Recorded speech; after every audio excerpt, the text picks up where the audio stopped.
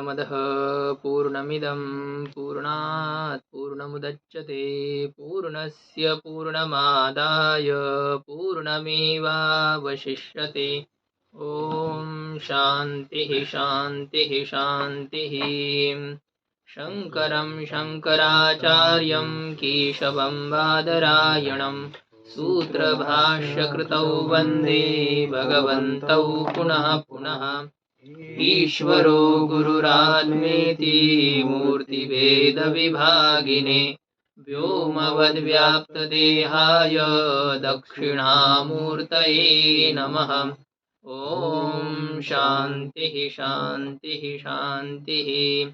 यद्विद्याविलासेन भूतभौतिकसृष्टयः तन्नौमि परमात्मानं सच्चिदानन्दविग्रहम्।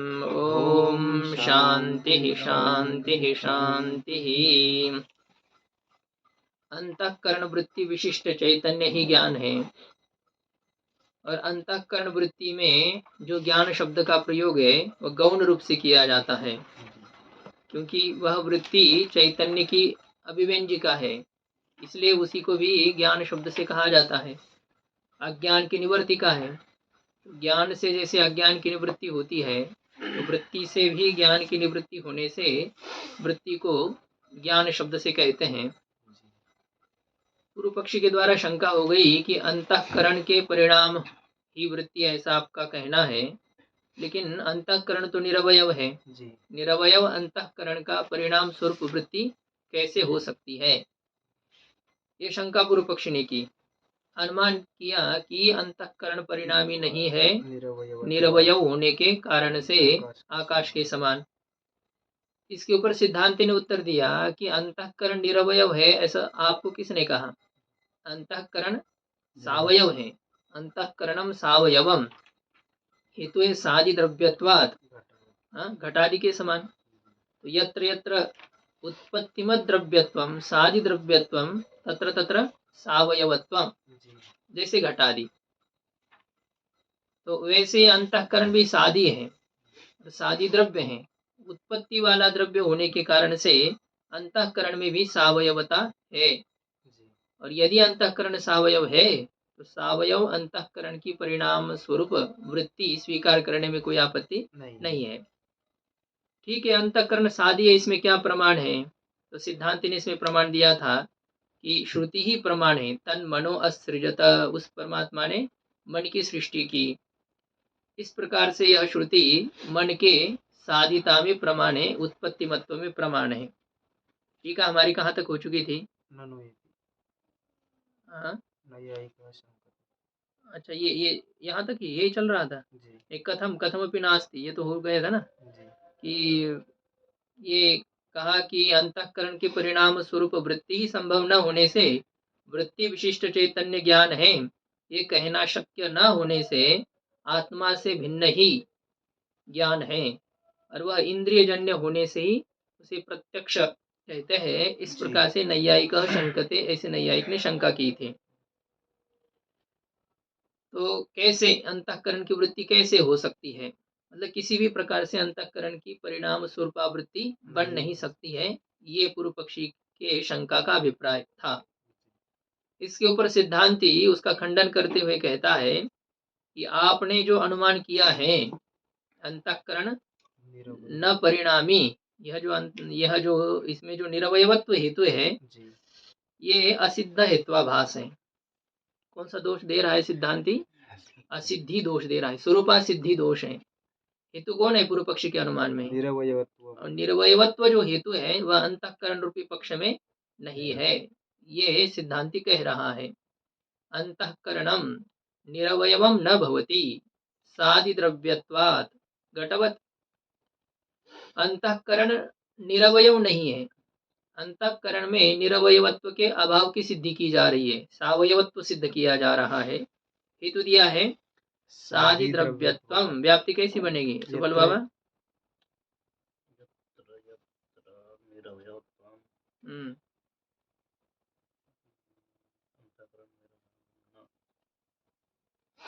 अनुमान तो मिला है ना आपको? हाँ, फिर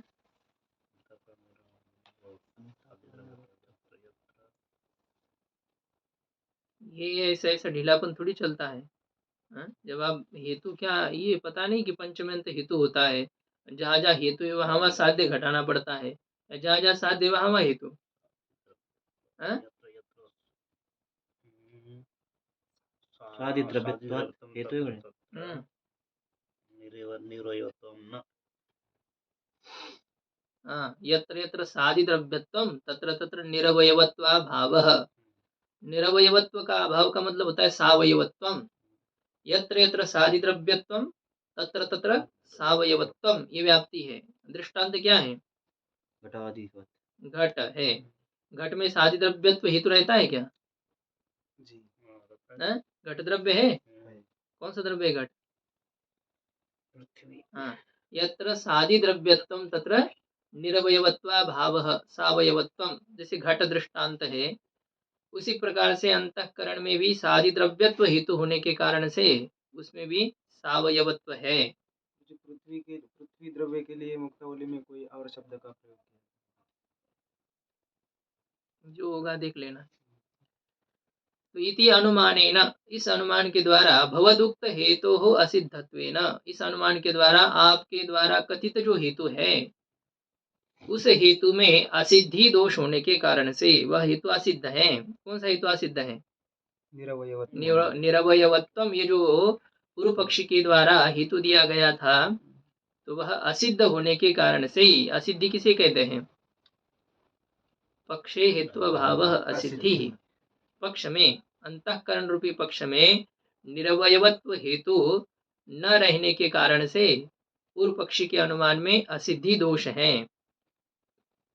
तो असिद्धि दोष होने से वह अनुमान उनका दूषित है। इसलिए साधि द्रव्यत्व हेतुना सिद्धेन सावयवत्वेन, साधि द्रव्यत्व हेतु के द्वारा किसकी सिद्धि की सिद्धांति ने? सावयवत्व की सिद्धि की। तो साधि द्रव्यत्व हेतु के द्वारा सिद्ध जो सावयवत्व है, अब उस सावयवत्व के द्वारा तत्परिणामित्व अनुमानात, अंतःकरण में परिणामित्व का अनुमान होने के कारण से उसकी तत्परिणामात्मिकायाः वृत्तेः संभवात, उस अंतःकरण की परिणाम स्वरूप वृत्ति की भी संभावना होने से तद विशिष्टम आत्म चैतन्यम एव ज्ञानम, उस अंतःकरण वृत्ति से विशिष्ट चैतन्य ही ज्ञान है, न तो तद भिन्नम, उससे भिन्न इंद्रिय से जन्य कोई प्रत्यक्ष ज्ञान अतिरिक्त है। यह जो कहा है पूर्व पक्षी ने, तो वह उचित नहीं है। इति आशयवान परिहरति, इस प्रकार के अभिप्राय वाला जो सिद्धांती है, वह सिद्धांती पूर्व पक्षी का खंडन करता है। देखिए, दो अनुमान हो गए यहाँ पर। एक तो प्रथम अनुमान के द्वारा सिद्धांती ने अंतःकरण में सावयवत्व सिद्ध किया। अंतःकरणम सावयवम, हेतु दिया साधि द्रव्यत्वात्। साधि द्रव्यत्व हेतु का अनुमान से अंतःकरण में जब सावयवत्व सिद्ध हो गया, अब उस सावयवत्व को हेतु बना करके अंतःकरण में परिणामित्व सिद्ध करना है। सावयवत्व होने से उसमें परिणामित्व की सिद्धि हो जाएगी। मतलब इस प्रकार से अनुमान करेंगे, अंतःकरणम परिणामी, अंतःकरण कैसा है? परिणाम वाला है। क्यों? सावयव होने के कारण से, सावयवत्वात्, सावयव होने के कारण से परिणाम वाला है। लेकिन देखो, घट में सावयवत्व है कि नहीं? है। और घट का कोई और परिणाम होता है? जैसे मिट्टी का घटाकार परिणाम हो रहा है, तो वैसे घट का तो और कोई परिणाम होता नहीं है। हाँ? नहीं, वो है, वो एक बात तो है कि जितने पदार्थ है, भाव पदार्थ है, तो वो सभी 6 विकारों से युक्त होते हैं। जायते, अस्ति, वर्धते, विपरिणमते, अपक्षीयते और विनश्यति। ये तो घट में ये एक परिणाम हो रहा है। लेकिन जैसे मिट्टी का परिणाम हो रहा है घट, जैसे तंतु का परिणाम हो रहा है पट, तो ये इस प्रकार का परिणाम घट में तो नहीं दिख रहा है। कोई अलग स्वरूप वाला ऐसा परिणाम घट में नहीं दिखता है। इसलिए यहाँ पर ऐसा अनुमान किया है कि अंत्यावयवी भिन्नत्वे सति, घट कैसा है? अंत्य अवयवी है, अंतिम अवयवी है। ये देखो, मिट्टी से पीछे पीछे चलिए, परमाणु है, परमाणु से द्व्यनुक हुआ, द्व्यनुक से त्रिणुक हुआ, त्रिणुक से चतुर्णुक, चतुर्णुक से पंचाणुक, षडनुक, सप्तानुक, ऐसा करते करते फिर आगे है पिंड। पिंड से क्या हुई? पिंड से घट के प्रति कारणीभूत हुआ गोला, मिट्टी जो बनी है वो है गोला है। फिर उससे कपाल बना, तो कपाल से पहले कापालिक है, पिंड से कापालिक बने। कपाल का अवयव कौन है? कापालिक। कापालिक का कार्य कौन है? कपाल। कपाल का कार्य कौन है? घट। देखो कपाल अवयवी है कि नहीं? जी, कपाल अवयवी है या अवयव है? दोनों भी। दोनों भी है, अवयवी भी है, अवयव भी है, दोनों भी है। राम जी पुत्र या पिता है? दोनों है। दोनों है। दशरथ जी के पुत्र है और लव कुश के पिता है। तो वैसे कपाल जो है वह अवयवी भी है और अवयव भी है। अवयवी किसका है? कपालिक। कपालिक। कापालिक जो है उसका वो अवयवी है। अवयवी का अर्थ होता है कार्य। और अवयव किसका है? वो घट का अवयव है। तो जिस प्रकार से कपाल में अवयवत्व और अवयवित्व दोनों भी है, कारणत्व भी है और कार्यत्व भी है, इस प्रकार से घट में अवयवत्व है या अवयवित्व है? दोनों है। हैं? घट में केवल घट में केवल अवयवित्व है, कार्यत्व है। घट किसी का कारण नहीं बन रहा है, उससे और कोई कार्य बन रहा है ऐसा नहीं है। इसलिए घट को कहते हैं अंत्य अवयवी। घट को क्या कहेंगे? अंत्य अवयवी। जैसे द्वनुक भी अवयवी है ना? परमाणु अवयवी नहीं है, परमाणु केवल अवयव ही है और घट केवल अवयवी ही है। बीच वाले जितने हैं वो सब कैसे हैं? अवयवी भी है और अवयव भी है।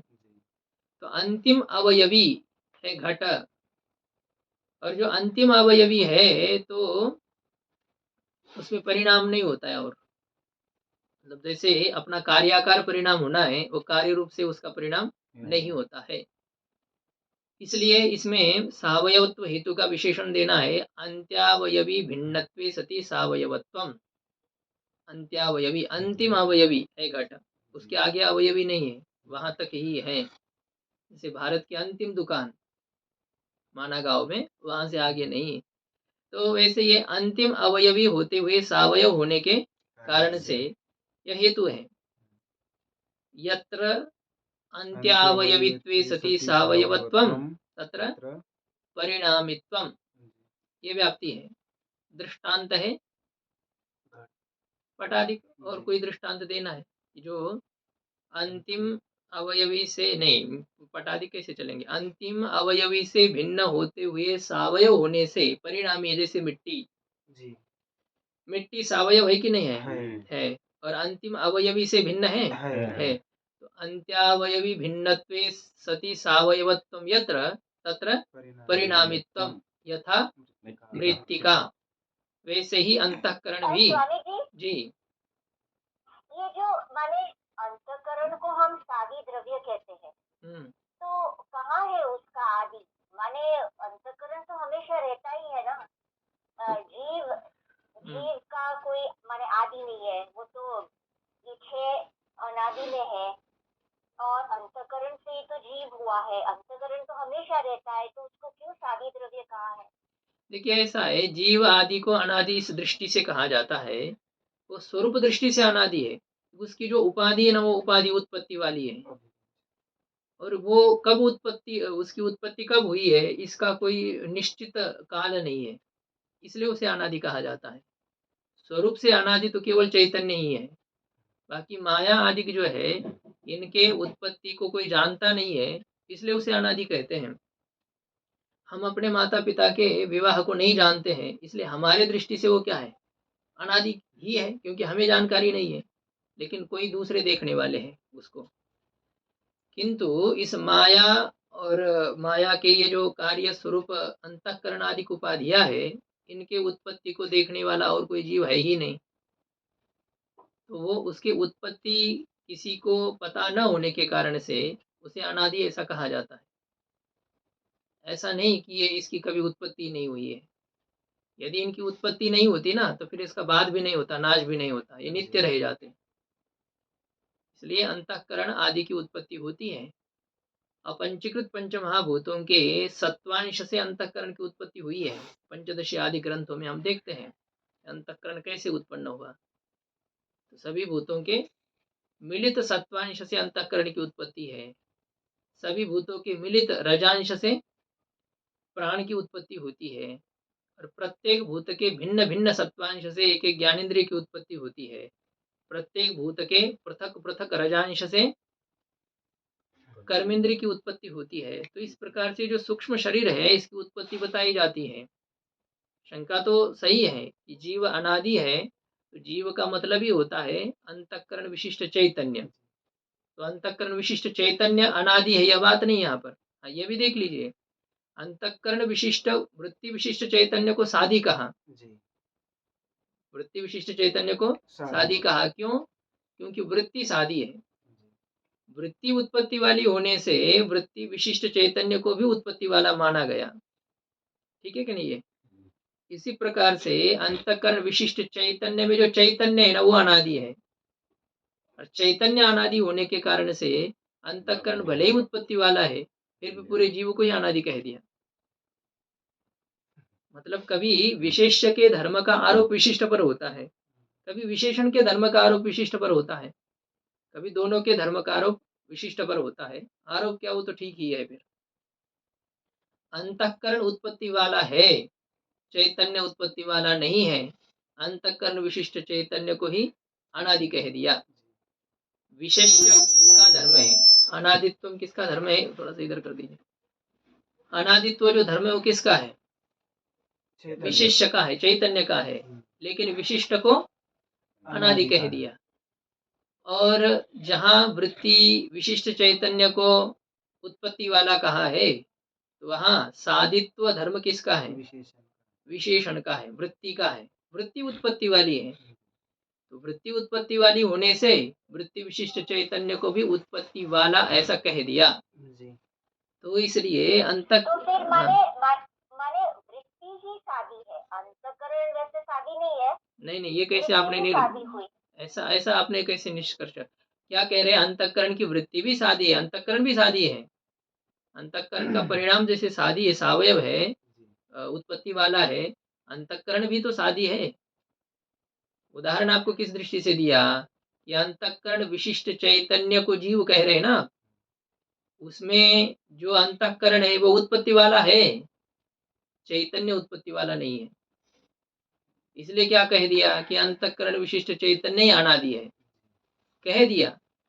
हालांकि केवल विशेष अनादि है, अंतःकरण साधी है। अंतःकरण विशिष्ट को ही अनादि ऐसे कह दिया।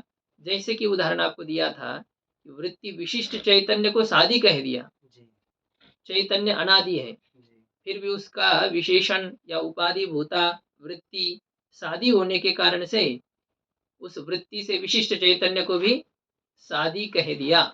ऐसे ये है। तो स्वामी जी इसका क्या हुआ कि ऐसा कोई समय था जब हम सब शुद्ध आत्माएं थी और उसके बाद ये हमारे प्रत्येक के अंतःकरण की सृष्टि हुई।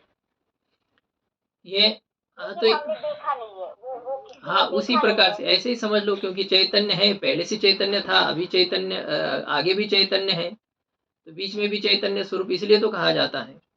अब हम कब से अलग हो गए, ये अविज्ञात नाम का सखा, भागवत में जैसे आता है कि वो परमात्मा ही जीव का सखा है, अविज्ञात जिसका नाम है। और ये जीव इस संसार में घूमने के लिए आया तो ऐसे फंस गया, यहीं पर ही भूल गया अपने को। कहते ये दोनों हंस है मानस सरोवर के, परमात्मा और जीवात्मा दोनों शाश्वत सखा है, ऐसा कहा जाता है। तो ये इधर आ गया और इधर ही फंस गया, ऐसे ही हो गया। तो इसका अर्थ ये भी नहीं कि संसार में फंसने से पहले भी वो जीव था, ये भी हो रहा है ना, संसार में फंसने से पहले भी वह जीव था। एक वहां पर दिखाया गया है कि जीव परमात्मा से अलग होकर के यहाँ पर फंस गया है, तो वो परमात्मा पहले से ही, वहां आपको दोनों को अलग करके दिखाया है वैसे उदाहरण पूर्वजनोपाख्यान में, भागवत जी में। लेकिन यह है कि जीव वस्तु दृष्टया पहले आत्मस्वरूप ही था, परमात्मा स्वरूप ही है। गंगा जी की जैसे अलग से नहर निकल जाती है वैसे निकल गई, अब फिर वापस जाने के लिए कहीं मौका नहीं मिलता है, वही है, अभी घूम रही है इधर उधर। बाहर फँस गई है, तो फँसी ही है। अभिमन्यु ने जैसे वो क्या है, चक्रव्यूह तोड़ दिया है लेकिन बाहर नहीं जा पा रहा है। यही जीव है, ये संसार चक्र में ऐसा फँस गया। अंदर तो घुस गया आते समय, लेकिन घुसा है तो बीच में अभी फँसा है। अब वो फँसा है तो अब क्या है? अब कब से फँसा है ये नहीं कह सकते, लेकिन फँसा ज़रूर है कभी। उसका काल नहीं बता सकते, सृष्टि का कोई आदि निश्चित न होने के कारण से। है लेकिन तो हम ये तो चैतन्य। बहुत बड़ा अन्याय हुआ है परमात्मा द्वारा। किसी न माने किसी के ये ऊपर। जो हम हुँ, हाँ, हम कहते हैं ना वो अकृत अव्यागमन और ये हाँ, जो दो दोष है, तो हुँ। हमने तो कुछ किया नहीं और बिना कारण अंतःकरण की सृष्टि हो गई और हम यहाँ फंस गए। नहीं, ये अभी इसका उत्तर सब शास्त्रकार एक जैसा ही देते हैं। इसका कोई आदि ही नहीं है, कब से हुआ है, कैसे हो गया है। बस हो गया है, इतना ही है। अब ये तो प्रश्न बना रहता है कि हम पहली बार कैसे जीव बने थे? पहली बार हमारे साथ क्या हो गए? तो ऐसे परमात्मा को लगा उस प्रकार से बनाया उन्होंने। भाई कोई भी है, मिट्टी है, कुलाल वो मिट्टी का ढेला पड़ा हुआ है। अब उसको लगता है तो घड़ा बनाया जाए तो घड़ा बना देता है, और कोई पात्र बनाया जाए तो वो बना देता है, बैल बना देता है। छोटे-छोटे वो क्या कहते जो दीपक लगाने के लिए, हाँ? क्या बोलते हैं उसको? जो दिवाली के समय में लाते हैं, तो वो बना देता है। तो उसको जो चाहे वो बनाए। तो इस प्रकार से इस परमात्मा ने ये तो उसको जो लगा वो बना दिया। किसी को कुत्ता बना दिया, किसी को बंदर बना दिया पहली बार। तो ये पहली बार, इसका एक ही प्रकार का सबका उत्तर है कि ये पहली बार कभी हुआ ही नहीं है। नहीं, कभी न कभी आदि होगा। अरे नहीं होता, इसका है ही नहीं। इस सृष्टि के पहले पहली सृष्टि, पहले सृष्टि के पहले पहले सृष्टि है।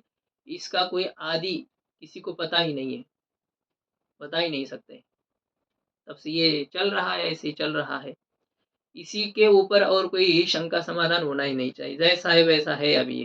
कैसे हुआ है, किस प्रकार से घटना पहली बार घट गई, इसका विचार नहीं करना है।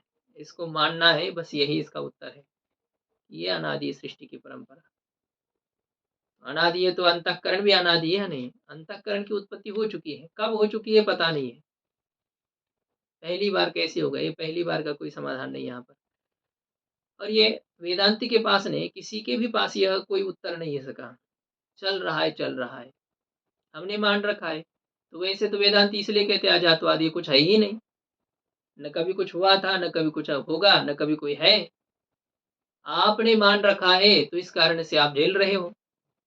स्वप्न में हम भिखारी बनते हैं। क्या हम भिखारी हैं? अच्छा, उस समय उस स्थिति में देखो, आपको लोग कह रहे हैं कि अरे तुम भिखारी नहीं हो, हाँ? तुम बहुत लखपति हो या करोड़पति हो। उसको कहने पर भी वो मानता है क्या स्वप्न में, जो भीख माँग रहा है? वो तो अपने को भिखारी ही समझता है। तो यही जीव की हालत है।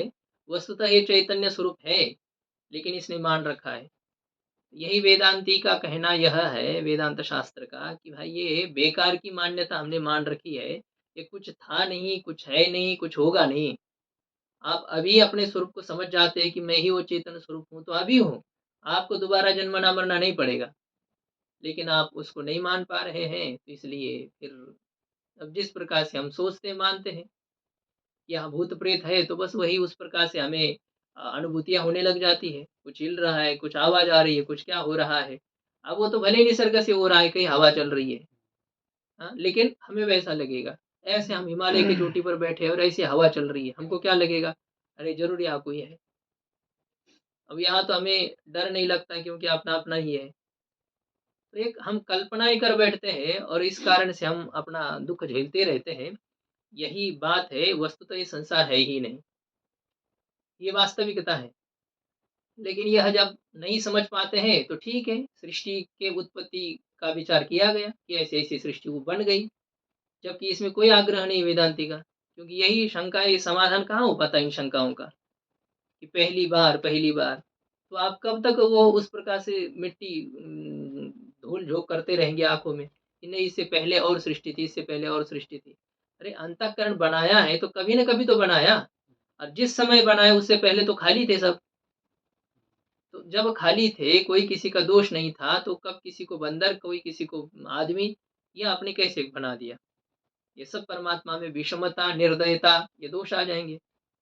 तो इसलिए यही कहा जाता है कि भाई सृष्टि अनादि है, ये समझने के लिए समझो, नहीं तो हमारा कहना कि सृष्टि है ही नहीं। वस्तुतः आप अभी अपने आप को मानते हो कि मैं चेतन हूँ, तो अभी चेतन हो। यदि आप अभी कह रहे हैं हम मनुष्य है, तो ठीक है, मनुष्य है।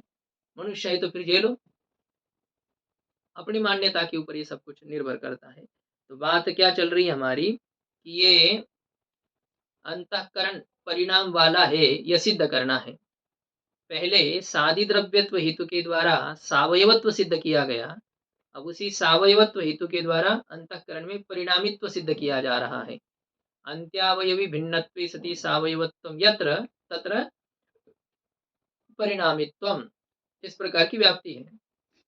मिट्टी का दृष्टांत दिया गया है। अंतःकरण सावयव है, क्या है? अंतःकरण सावयव है या नहीं है? हाँ, सावयव है, अंत्यावयवी से भिन्न है, क्योंकि अंतःकरण की परिणामात्मिका वृत्ति होती रहती है। तो अंत्य अवयवी से भिन्न होते हुए सावयव होने के कारण से अंतःकरण कैसा है? परिणामी है। अंतःकरण परिणामी है।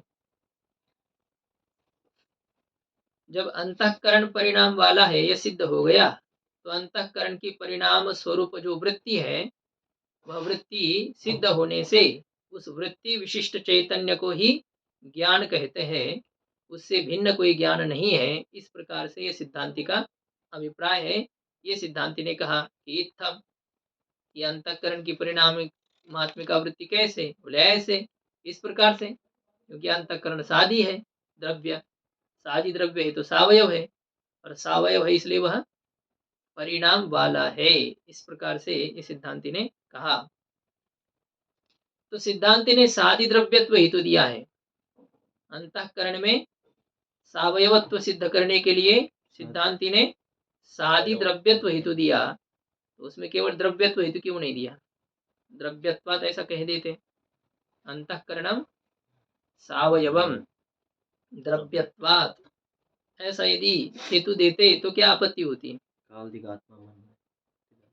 हाँ, उसमें अतिव्याप्ति हो जाती। अब बढ़िया पकड़ने लगे। हाँ? आकाश, काल, दिक्, आत्मा, इसमें द्रव्यत्व है, लेकिन इसमें सावयवत्व है क्या? नहीं है। यत्र यत्र द्रव्यत्वम तत्र तत्र सावयवत्वम, ऐसी यदि व्याप्ति करने लग जाते तो सावयवत्व हेतु में व्यभिचार दोष आ जाता। आकाश आदि में सावयवत्व नहीं, आकाश आदि में द्रव्यत्व हेतु है, द्रव्यत्व हेतु है, किंतु सावयवत्व साध्य है क्या? नहीं है। नहीं है। तो साध्याभाव के अधिकरण में यदि हेतु रहे तो उस हेतु में कौन सा दोष आता है?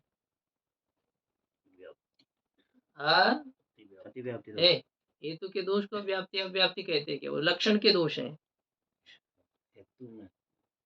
साध्य के अभाव के अधिकरण में यदि हेतु रहता हो, उस हेतु में कौन सा दोष है? व्यभिचार नामक दोष है। आत्मादो व्यभिचार निरासाय, आत्मादि में व्यभिचार का निराकरण करने के लिए, आकाश, काल, दिक्, आत्मा, इनमें व्यभिचार का वारण करने के लिए सादि ऐसा हेतु का विशेषण दिया है। सादि द्रव्यत्वम उत्पत्तिमत्वे सति द्रव्यत्वम। तो अब उसमें अतिव्याप्ति नहीं होगी, क्योंकि उसमें सादि द्रव्यत्व नहीं है। सादि पद देने से आत्मादि में व्यभिचार का वारण हो जाता है। ठीक है, फिर केवल सादित्वात इतना हेतु देना चाहिए, उत्पत्ति वाला होने के कारण से। अंतःकरण सावयव है उत्पत्ति वाला होने से। यदि उत्पत्तिमत्वात इतना ही हेतु बना देते तो क्या आपत्ति है? यत्र यत्र उत्पत्तिमत्वम तत्र तत्र सावयवत्वम, कोई व्याप्ति में दोष है क्या? यत्र यत्र उत्पत्तिमत्वम तत्र तत्र सावयवत्वम, कोई दोष है? कहाँ दोष है? यत्र यत्र उत्पत्तिमत्वम तत्र तत्र सावयवत्वम, इस हेतु में क्या आपत्ति है? ठीक है ना। घटा ये क्या कहते हैं, उसमें अंतःकरण है, मिट्टी आदि है, उसमें उत्पत्तिमत्व है और उसमें सावयवत्व है। तो उत्पत्तिमत्वम इतना ही यदि हेतु बना देते, सादित्वम इतना ही हेतु देते, द्रव्यत्व विशिष्ट नहीं देते, तो रूपादि में अतिव्याप्ति हो जाती। गुण में उत्पत्तिमत्व है, गुणों में उत्पत्तिमत्व है, और उसमें सावयवत्व रहता है क्या? नहीं रहता है। सावयवत्व धर्म कार्य द्रव्य में रहता है, जिसका क्या हो, समवायी कारण द्रव्य हो। गुण का समवाय कारण भी द्रव्य होता है, लेकिन द्रव्य रूपी समवाय कारण वाला ऐसा जो द्रव्य है उसे सावयव कहते हैं। सावयव हमेशा द्रव्य ही होता है, कार्य द्रव्य। तो रूपादि में सादित्व तो है, किंतु सावयवत्व नहीं है। तो रूपादि में अतिव्याप्ति का वारण करने के लिए द्रव्यत्व ऐसा विशेषण दिया है। सादि द्रव्य विशेषण नहीं, विशेष सादि द्रव्यत्वात्, उत्पत्ति वाला द्रव्य होने के कारण से। देखो अनुमान क्या हो गया है, अंतःकरणम सावयवम सादि द्रव्यत्वात् और घटवत्। तो इस प्रकार के अनुमान के द्वारा अंतःकरण में क्या सिद्ध किया गया, सावयवत्व सिद्ध किया गया। और सावयवत्व सिद्ध होने से अंतःकरण में क्या सिद्ध हो जाएगा,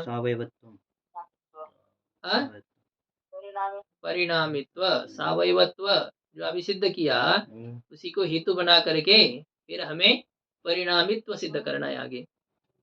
और अंतःकरण परिणाम वाला यह सिद्ध हो गया, तो अंतःकरण की परिणाम स्वरूप जो वृत्ति है, परिणाम स्वरूप उस वृत्ति की सिद्धि होने से वृत्ति विशिष्ट चैतन्य ही ज्ञान है, यह समुचित ही है, यह सिद्धांति का कहने का अभिप्राय है। अभी पूर्व पक्षी भी कहता है कि आपने जो अंतःकरण में सावयवत्व सिद्ध करने के लिए विशेषण दिया है, क्या विशेषण दिया है, हेतु में कौन सा विशेषण दिया है, अंतःकरणम सावयवम। हेतु क्या है,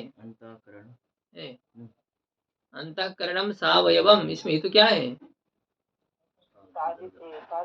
सादि द्रव्यत्वम। ये जो हेतु है, सादि द्रव्यत्व हेतु में जो सादित्व विशेषण है तो वह विशेषण असिद्ध है। सादित्वम यह विशेषण अंतःकरण रूपी पक्ष में नहीं है, उत्पत्ति वाला नहीं अंतःकरण। इस प्रकार की शंका पूर्व पक्षी कर रहा है। कहता है ननु अंतःकरणस्य सादित्वे प्रमाणाभावात् विशेषणा सिद्ध हेतु इति चेत। अंतःकरण में सादित्व स्वीकार करने में कोई प्रमाण न होने के कारण से यह जो हेतु दिया है आपने सादि द्रव्यत्वम, यह हेतु कैसा है, विशेषणा सिद्ध हेतु। ये विशेषणा सिद्ध हेतु है, ये विशेषण है नहीं अंतःकरण में। तो विशेषणा सिद्ध स्वरूपा सिद्ध हेत्वाभास है ये। जैसे आपने हमारे अनुमान में स्वरूपा सिद्धि दोष दिया, आपके अनुमान में भी विशेषणा सिद्ध स्वरूपा सिद्ध असिद्ध हेत्वाभास है। इति चेत, ऐसा यदि कहे, सिद्धांत कहता है कि तत्सादित्वे भगवत्याः श्रुतेः प्रमाणत्वात्। किसने कहा तुम्हें कि अंतःकरण के सादित्व में कोई प्रमाण नहीं है, अंतःकरण के उत्पत्ति मत्व में कौन प्रमाण है, भगवती श्रुति ही प्रमाण है। भगवती श्रुति में इसमें प्रमाणत्व होने से भगवती श्रुति ही, जैसे भगवान है षडैश्वर्य संपन्न है, वैसी श्रुति भी ऐसी संपन्ना है। तो भगवती ऐसा विशेषण देकर के कह रहे हैं, ये जो भगवती श्रुति है, इस भगवती श्रुति ही प्रमाण होने के कारण से, भगवती श्रुति किसमें प्रमाण है, अंतःकरण में सादित्व है, इसमें भगवती श्रुति ही प्रमाण होने के कारण से ये सादि द्रव्यत्वम हेतु विशेषणा सिद्ध है, इस प्रकार से तुम मत कहो। श्रुति प्रमाण होने के, अच्छा ये नहीं, श्रुति सादि अंतःकरण के सादित्व में प्रमाण है कि नहीं। और पूर्व पक्ष ने क्या कहा था, कोई प्रमाण नहीं है।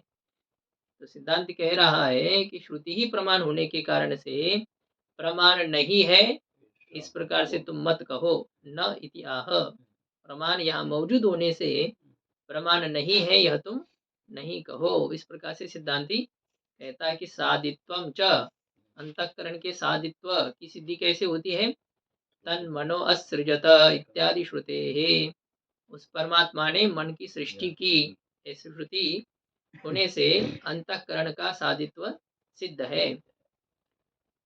तद मनः असृजत, तद तद शब्द की व्याख्या कर रहे हैं अभी यहाँ पर श्रुति की व्याख्या कर रहे हैं। तद यानी ब्रह्म, तद ब्रह्म मनः अंतःकरणम असृजत इत्यर्थः, उस ब्रह्म ने मन नाम अंतःकरण की सृष्टि की। सृज विसर्गे त्यागनार्थ होता है, लेकिन यह भी है इसका उत्पत्ति अर्थ भी होता है। ब्रह्म ने मन की सृष्टि की, ब्रह्म ने मन की सृष्टि की, अर्थात मन यानी अंतःकरण उत्पत्ति वाला है, इस प्रकार का अर्थ है। एवं अंतःकरणस्य साधित्वे प्रमाणम उक्त्वा तत्परिणामित्वे न केवलम अनुमानमेव प्रमाणम अपितु भगवती श्रुति ही अपि इत्याह। अब इस प्रकार से अंतःकरण में जो साधित्व है उसमें क्या प्रमाण है? श्रुति है।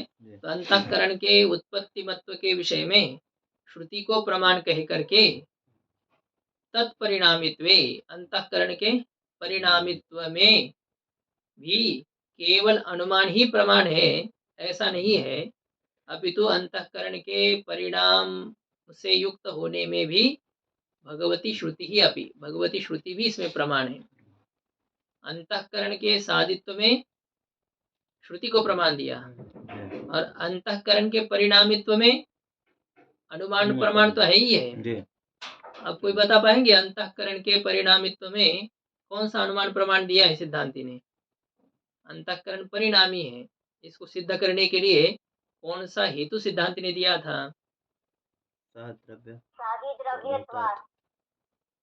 सादि द्रव्यत्वात्, यत्र यत्र सादि द्रव्यत्वम, उसमें क्या है? सादि द्रव्यत्व हेतु के द्वारा, ठीक है, सादि द्रव्यत्व हेतु के द्वारा तो सावयवत्व की सिद्धि की ना, ये नहीं, अंतःकरण में सावयवत्व सिद्ध करने के, हाँ, अंतःकरण में सावयवत्व सिद्ध करने के लिए सादि द्रव्यत्व हेतु है।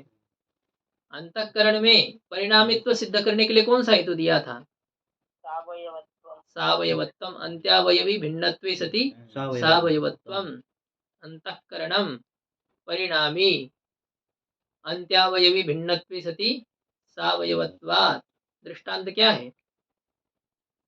मृदवत, मिट्टी के समान।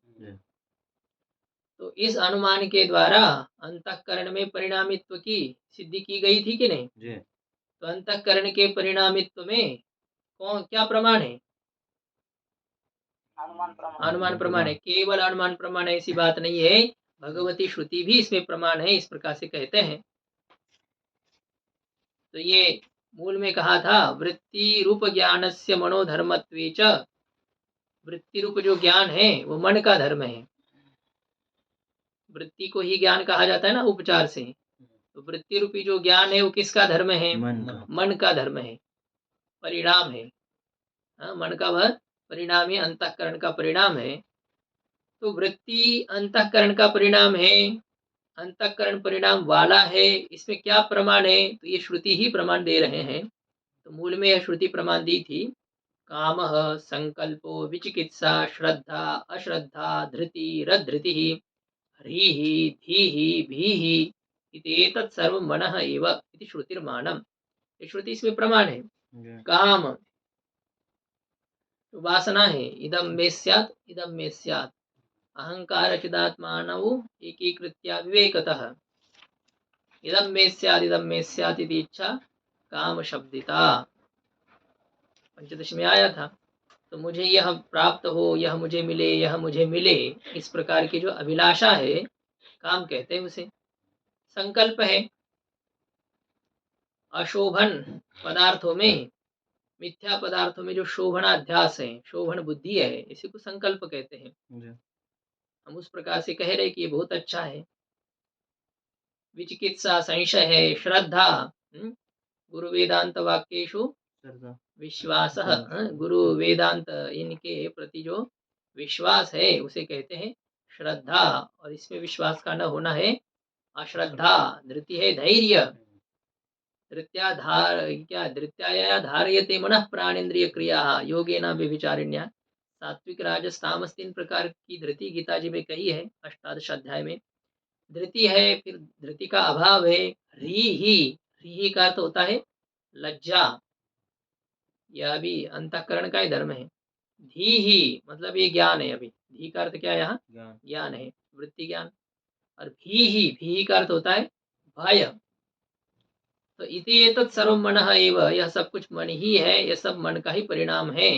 इति श्रुतिर्मानम, यह श्रुति ही अंतःकरण परिणाम वाला है, इसमें प्रमाण है। ये सब अंतःकरण के परिणाम है। तो धी शब्देन वृत्ति रूप ज्ञानाभिधानात्, यहाँ धी शब्द के द्वारा किसका कथन किया गया है?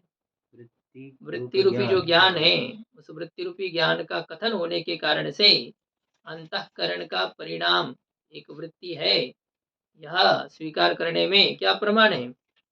श्रुति ही प्रमाण है, इस प्रकार से सिद्धांती कह रहा है। अतः एव कामादिरपि मनोधर्मत्वम, तो जब वृत्ति रूप ज्ञान मन का धर्म है, तो कामादि भी मन के ही धर्म है। काम, संकल्प, विचिकित्सा आदि मन के धर्म है। इसमें क्या प्रमाण है? श्रुति प्रमाण है। तो अतः एव, श्रुति प्रमाण होने के कारण से ही काम आदि में भी मनोधर्मत्व है, ये मन के सब परिणाम है। टीका में देखिए, चकारात वृत्ति रूप ज्ञानस्य मनोधर्मत्व में, वृत्ति रूप ज्ञान मन का धर्म है, इसमें श्रुति प्रमाण ऐसा कहा। तो उसमें जो च दिया था, वृत्ति रूप ज्ञानस्य मनोधर्मत्वे च, तो चकारात अनुमान समुच्चय, चकार से अनुमान का समुच्चय करना है, अनुमान का संग्रह करना है। मतलब वृत्ति अंतःकरण का परिणाम है, अंतःकरण वृत्ति रूपी परिणाम वाला है। इसमें जैसे श्रुति प्रमाण है, वैसे और कौन प्रमाण है? अनुमान। तो अनुमान प्रमाण का समुच्चय यहाँ पर करना है। ठीक है। इसमें काम, काम शब्द से क्या लेना है? इच्छा। यह मुझे प्राप्त हो, यह मुझे मिले, यह मुझे मिले, ये काम है। और विचिकित्सा का अर्थ होता है संशय। ननु श्रुतौ ज्ञानस्य अनुक्तत्वात् तस्य मनोधर्मत्वे श्रुतेः कथं मानता इति चेत् तत्राह। पूर्व पक्षी कहता है, श्रुति में ज्ञान शब्द का प्रयोग है क्या? ज्ञान शब्द का प्रयोग किया है? नहीं है। काम, संकल्प, विचिकित्सा, श्रद्धा, अश्रद्धा, धृति, अधृति, धी, धी, भी, इसमें ज्ञान शब्द का प्रयोग है क्या? नहीं। तो ज्ञान शब्द का कथन न होने के कारण से तस्य मनोधर्मत्वे, ज्ञान में मनोधर्मत्व है, इस विषय में श्रुतेः कथम मानता, इस विषय में श्रुति में कैसे प्रमाणता है? ये श्रुति तो प्रमाण नहीं बन रही है, ज्ञान मन का धर्म है इस विषय में। इति चेत, ऐसा यदि पूर्व पक्षी कहे तो सिद्धांति तत्राह, उस विषय में सिद्धांति कहता है, अरे भाई, ज्ञान शब्द का प्रयोग नहीं है, ज्ञान के पर्यायवाची धी शब्द का तो प्रयोग है। इसलिए ज्ञान अंतःकरण का धर्म है, इसमें यह श्रुति प्रमाण है। ननु धी शब्दाभिहितं ज्ञानम अंतःकरणोपादानकम न भवति मानस प्रत्यक्षत्वात्। पूर्व पक्षी फिर शंका करता है, ठीक है, आप कह रहे हो धी शब्द के द्वारा अभिहितम, उक्तम, धी शब्द के द्वारा कथित जो ज्ञान है, वह ज्ञान अंतःकरण रूपी उपादान वाला नहीं है, मतलब अंतःकरण का परिणाम नहीं है, वो अंतःकरण का परिणाम नहीं है। घड़ा कुलाल का परिणाम है कि नहीं? नहीं, घड़ा कुलाल का परिणाम नहीं है। घड़ा किसका परिणाम है? घड़ा मिट्टी का परिणाम है। परिणाम उपादान कारण का होता है, परिणाम निमित्त कारण का नहीं। तो पूर्व पक्षी का कहने का भाव यह है कि भले ही ज्ञान अंतःकरण का कार्य हो, किंतु वह अंतःकरण का परिणाम नहीं है, अर्थात अंतःकरण उसका उपादान कारण नहीं है। तो ज्ञानम अंतःकरणोपादानकम न भवति, ज्ञान अंतःकरण रूपी उपादान वाला नहीं है। क्यों? मानस प्रत्यक्षत्वात्, मानस प्रत्यक्ष का विषय होने के कारण से। चक्षु से घटादि का प्रत्यक्ष होता है, तो घटादि में चाक्षुष प्रत्यक्ष की विषयता है, तो क्या चक्षु उसका उपादान कारण है क्या घटादि का? नहीं। जिस इंद्रिय से जिसका प्रत्यक्ष होता है, उस विषय का वह इंद्रिय उपादान कारण नहीं होती है, वो उसके ज्ञान का कारण बन रही है, वो भी निमित्त बन रही है। वैसे ही ये ज्ञान का प्रत्यक्ष किस इंद्रिय से होता है? मन रूपी इंद्रिय से होता है। तो ज्ञान मानस प्रत्यक्ष का विषय होने के कारण से ज्ञान अंतःकरण रूपी उपादान कारण वाला नहीं है। ज्ञान का तो कारण है, मन से ज्ञान का प्रत्यक्ष होता है, और मन से ज्ञान का प्रत्यक्ष होने के कारण से ज्ञान का उपादान कारण मन नहीं हो सकता है। जैसे कि घट का प्रत्यक्ष चक्षु से होता है, तो क्या घट का उपादान कारण चक्षु है? नहीं है। तो यत्र यत्र मानस प्रत्यक्ष विषयत्वम तत्र तत्र अंतःकरण उपादानकत्वाभावः। जो मानस प्रत्यक्ष का विषय है वह अंतःकरण रूपी उपादान कारण वाला नहीं है। जैसे काम आदि, ऐसा वो समझ रहा है अभी, ये काम है, क्रोध है, लोभ है, ये मानस प्रत्यक्ष के विषय है और इनका उपादान कारण अंतःकरण नहीं है, वो मान रहा है। सिद्धांत कहेगा भाई ये कैसे है, इसमें जो तुम कामादिक दृष्टांत दे रहे हो तो ये दृष्टांत साध्य के अभाव वाले हैं, साध्य विकल दृष्टांत है। देखो इस प्रकार से अनुमान किया, पर्वतो वन्यमान धूमात, दृष्टांत दिया जल हृदवत, जल हृदय के समान। तो जल हृदय ये जो दृष्टांत है, इस दृष्टांत में साध्य रहता है कि नहीं? नहीं रहता। नहीं, इस दृष्टांत को कहते साध्य विकल दृष्टांत, साध्य रहित दृष्टांत। तो ये जो अनुमान अभी पूर्व पक्षी ने किया कि ज्ञानम अंतःकरण उपादानकम न भवति, ज्ञान अंतःकरण रूपी उपादान कारण वाला नहीं है। क्यों? मानस प्रत्यक्ष का विषय होने के कारण से। दृष्टांत क्या दिया? कामादिवत, कामादि के समान। इस अनुमान में सिद्धांत दोष देगा, साध्य विकल ये दृष्टांत है। पहले पूर्व पक्षी क्या कह रहा है देखो, न च श्रुति विरोधः मनोजन्यत्व परतयापि तदुपपत्ते हैं। अब यदि आप कहोगे कि ज्ञान अंतःकरण उपादान कारण वाला नहीं है, ज्ञान का उपादान कारण अंतःकरण नहीं है, इसमें श्रुति का विरोध हो जाएगा, क्योंकि श्रुति कह रही है मन का धर्म है, मन से जन्य है। तो श्रुति इसमें प्रमाण है कि कामादिक अंतःकरण उपादान कारण वाले हैं। कामादि का उपादान कारण कौन है? अंतःकरण है। इसमें कौन प्रमाण है? श्रुति प्रमाण है। और पूर्व पक्षी क्या कहना चाहता है? ये कामादि का उपादान कारण अंतःकरण नहीं है। तो श्रुति के साथ विरोध होगा कि नहीं? तो पूर्व पक्षी कहता है कि नहीं, न च श्रुति विरोध है, इसमें श्रुति का विरोध नहीं है, क्योंकि श्रुति ने यह कहा है कि कामादि मन से जन्य है। श्रुति ने क्या कहा है? कामादि मन से जन्य है। श्रुति ने यह कहा क्या कि कामादि का उपादान कारण मन है? नहीं, श्रुति ने यह नहीं कहा है कि कामादि का उपादान कारण मन है। अभी तो क्या कहा है? कामादिक मन से जन्य है, ये कहा है। मनोजन्यत्व परतया अपि तदुपपत्ते है। कहते जो श्रुति है, इस श्रुति में मनोजन्यत्व में तात्पर्य होने से भी इस श्रुति की सिद्धि होने के कारण से श्रुति के साथ कोई विरोध नहीं है। हम ये थोड़ी कह रहे हैं कि काम आदि मन से जन्य नहीं है, मान रहे हैं ना हम श्रुति को कि काम आदि मन से उत्पन्न जन्य है, लेकिन मन से जन्य है अर्थात मन उनका उपादान कारण है या नहीं है ना? कारण तीन प्रकार के होते हैं, समवायी कारण, असमवायी कारण, निमित्त कारण। तो घट कुलाल से जन्य है कि नहीं? है नहीं है? घट कुलाल से उत्पन्न होता है कि नहीं? होता है। तो क्या घट का उपादान कारण कुलाल है? नहीं है। उत्पन्न होने मात्र से या उत्पन्न करने वाले को उपादान कारण ही कहते, यह बात थोड़ी है।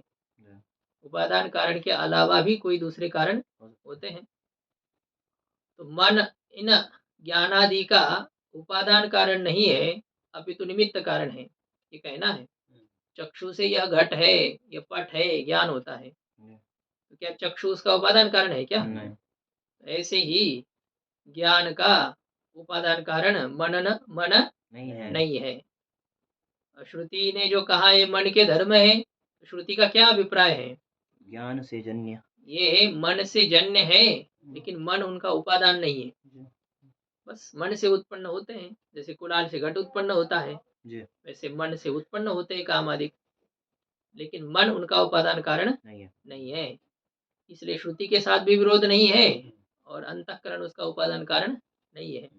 ऐसी शंका करके मृद घटः इत्यादिवत सर्वं मनः एव, सिद्धांत कह रहा है कि भाई देखो ना, समानाधिकरण प्रयोग है। मृद घटः, मृद घटः मतलब क्या है, मिट्टी ही घट है। ये समानाधिकरण प्रयोग उपादान कारण और कार्य में ही होता है। घटः कुलालः ऐसा प्रयोग नहीं होता है, कुलालः घटः या प्रयोग नहीं होता है। मृद घटः, मिट्टी ही क्या है, घट है। इत्यादि के समान सर्वम मनः एव, श्रुति क्या कह रही है, ये सब कुछ मन ही है, मतलब मन का ही ये परिणाम है। ये जो तरंग दिख रहे हैं आपको जल में, वो सब क्या है, जल ही है। तरंग क्या है, जल ही है। अर्थात तरंग का जल कौन सा कारण है, उपादान कारण है। ये सब कुछ जल ही है, ये तरंग सब जल ही है। इस प्रयोग से जैसे जल तरंगों का उपादान कारण ही हो सकता है और नहीं, ऐसे ही ये सब कुछ मन ही है, ऐसा समानाधिकरण श्रुति है। ऐसे क्या है, समानाधिकरणता की बोधक श्रुति होने के कारण से, एकार्थ बोधकता समानाधिकरणता का बोधक यह श्रुति होने के कारण से अनुपादान दान परत्वानुपपत्या, उपादान भिन्न में तात्पर्य इसका है, यह सिद्ध न होने के कारण से, उपादान परकत्व स्वीकार करने से इसकी सिद्धि है। अनुपादान परत्व अनुपपत्या, ये मन काम आदि का उपादान कारण नहीं है, उपादान भिन्न है, तो इस प्रकार से उपादान भिन्न में तात्पर्य है इस श्रुति का, यह उपपन्न न होने के कारण से सिद्ध नहीं होता है, क्योंकि समानाधिकरण प्रयोग है। इसलिए उपादान भिन्न कारण में तात्पर्य की सिद्धि न होने के कारण से कामादेह अपि तद उपादानकत्वात्, कामादि का भी क्या है, मन ही उपादान कारण है। कामादि मन रूपी उपादान कारण वाले होने के कारण से, कामादि में भी मन रूपी उपादान कारणवत्व होने के कारण से दृष्टांतस्य साध्य विकलत्वेन, दृष्टांत क्या दिया था, कोई बता सकता है दृष्टांत क्या दिया था, कामादि, हाँ ठीक है, कामादिवत कामादिक दृष्टांत दिया गया था। तो उस कामादिक दृष्टांत में साध्य है क्या, नहीं है। क्या है साध्य, हाँ भाई सुनने वाले बताओ कौन है। ऐसे अकेले ही क्या है, हम ही सब फील्डिंग करें और हम ही बैटिंग करें, ऐसा नहीं चलता है ना। हाँ उपादान कारणत्वा भाव ज्ञानम अंतःकरणोपादानकम न भवति, ये पूर्व पक्षी का अनुमान था। हेतु था मानस प्रत्यक्षत्वम, दृष्टांत था कामादि। तो कामादि जो दृष्टांत है उसमें अंतःकरण उपादान कारणकत्व का अभाव रूपी साध्य है, अंतःकरण उपादानकत्व का अभाव रूपी साध्य नहीं है, अभी तो अंतःकरण उपादानकत्व ही है। बात समझ में आ रही कि नहीं, कामादि का उपादान कारण अंतःकरण सिद्ध हुआ या उपादान भिन्न कारण सिद्ध हुआ, उपादान कारण, उपादान कारण सिद्ध नहीं हुआ। समानाधिकरण जो श्रुति है ये सर्व मन ही है। अब ये श्रुति ही क्या कहना चाह रही है कि इन सभी का उपादान कारण है मन, ये कह रही कि नहीं श्रुति। तो इस श्रुति के द्वारा कामादि का मन उपादान कारण सिद्ध हुआ या निमित्त कारण सिद्ध हुआ, उपादान कारण सिद्ध हो गया।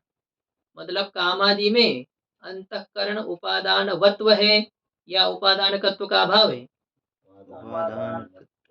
उपादानकत्व है। कामादिक अंतःकरण रूपी उपादान कारण वाले हैं, उपादान कारणकत्व के अभाव वाले कामादिक नहीं है। और साध्य था अंतःकरण उपादानकत्व का अभाव, ये अंतःकरण उपादानकत्व का अभाव कामादि में रहा, हाँ, नहीं रहा, इसका मतलब दृष्टांत में साध्य है, नहीं। दृष्टांत में साध्य नहीं है, तो दृष्टांत में साध्य विकलता है, साध्य रहितता है। दृष्टांत में साध्य रहितता होने के कारण से ज्ञानम अंतःकरणोपादानकम एव, ज्ञान कैसा है? अंतःकरण रूपी उपादान कारण वाला ही है। आपने जो अनुमान दिया वो दूषित है, उचित नहीं है। तो इति आशयनाह, इस अभिप्राय से सिद्धांति कहता है कि अतः एव कामादेरपि मनोधर्मत्वम, अतः एव का अर्थ सिद्धांति कर रहा है कि सामानाधिकरण्य श्रुते है इत्यर्थ। ये सामानाधिकरण्य श्रुति होने के कारण से, समानाधिकरणत्व का बोधक ये सब कुछ मन ही है। तो ये जितने घड़ा आदि पात्र दिखाई दे रहे हैं ये सब क्या है? मिट्टी ही है। जितने तरंग है वो सब जल ही है। जितने ये कपड़े दिखाई दे रहे हैं ये सब तंतु ही है। जितने अलंकार है ये सब स्वर्ण ही है। तो इस प्रकार के प्रयोग से, जैसे ये सुवर्ण, मिट्टी, जल, तंतु, इसमें उपादान कारणकत्व की सिद्धि, उपादानत्व की सिद्धि होती है, उसी प्रकार से ये सब कुछ मन ही है। इस श्रुति के द्वारा इन कामादि का मन उपादान कारण है, यह सिद्ध किया गया है। इसलिए पूर्व पक्षी का जो अनुमान है कि अंतःकरण इनका उपादान कारण नहीं है, यह साध्य विकल होने के कारण से इस अनुमान में साध्य को सिद्ध करने का सामर्थ्य नहीं है। तो ये मन ही इनका उपादान कारण ये सिद्ध हो गया। सामानाधिकरण्य श्रुते है, ये सामानाधिकरण्य श्रुति होने से ज्ञान क्या, कामादि भी सब कुछ मन रूपी उपादान कारण वाले ही है। बात हमारी ये चल रही थी कि ज्ञान मन का धर्म है, इसमें क्या प्रमाण है? ऐसा मतलब कोई प्रमाण नहीं है। तो सिद्धांत ने कहा कि कैसे नहीं, धी शब्द से ज्ञान कहा गया है। फिर पूर्व पक्षी ने कहा कि ठीक है, ज्ञान मन से उत्पन्न तो हुआ, मान लेते हम, लेकिन मन उसका उपादान कारण नहीं है। सिद्धांत ने कहा कि नहीं, उपादान कारण ही है। श्रुति के शब्दों पर ध्यान दीजिए। श्रुति समानाधिकरण प्रयोग कर रही है, और समानाधिकरण प्रयोग उपादान कार्य, कारण और कार्य में ही होता है, निमित्त कारण और कार्य में नहीं होता है। इसलिए यह सब कुछ मन के ही धर्म है। तो अंतःकरण का परिणाम यह ज्ञान है, यह सिद्ध हो गया। अंतःकरण का परिणाम वही वृत्ति कहते हैं, और उस अंतःकरण वृत्ति से विशिष्ट जो चैतन्य वही ज्ञान है, उसी को हम प्रत्यक्ष प्रमा कह रहे हैं। इंद्रिय से उत्पन्न होने वाला और कोई प्रत्यक्ष ज्ञान नहीं है। तो यहाँ तक की चर्चा हो गई। आगे फिर पूर्व पक्षी के द्वारा शंका की जाएगी। ओम पूर्णमदः पूर्णमिदं पूर्णात् पूर्णमुदच्यते पूर्णस्य पूर्णमादाय पूर्णमेवावशिष्यते। ओम शांति शांति शांति।